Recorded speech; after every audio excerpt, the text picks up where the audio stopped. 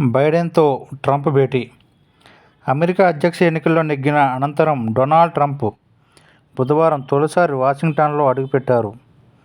అధ్యక్షుడు Joe Biden ఆహ్వానం మేరకు వైట్హౌస్లో ఆయనతో భేటీ అయ్యారు. ఓవల్ ఆఫీసులో జరిగిన ఈ సమావేశంలో అధికార మార్పిడికి సంబంధించిన ప్రాథమిక అంశాలు వారి నడుమ చర్చకు వచ్చినట్లు సమాచారం.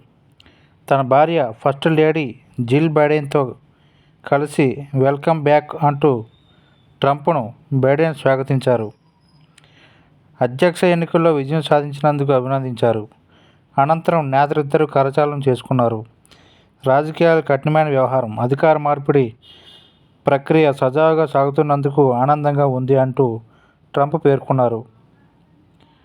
బైడెన్తో ట్రంప్ భేటీకి ఆయన భార్య మెలానియా డుమా కొట్టారు.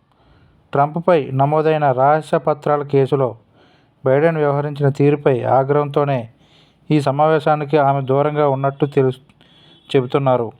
ఈ కేసు దర్యాప్తులో భాగంగా ఫ్లోరిడా నివాసంలో సోదాల సందర్భంగా మెలానియా వార్డ్ రోబ్ను అధికారులు అణువణువు శోధించారు. ఆ క్రమంలో ఆమెలో దుస్తులున్న సెల్స్ను కూడా వదిలిపెట్టలేదు. మెలానియా భేటీకి రాకున్న ఆమెకు జిల్ అభినందన లేఖ రాశారు. దాన్ని ట్రంప్కు స్వయంగా అందజేశారు.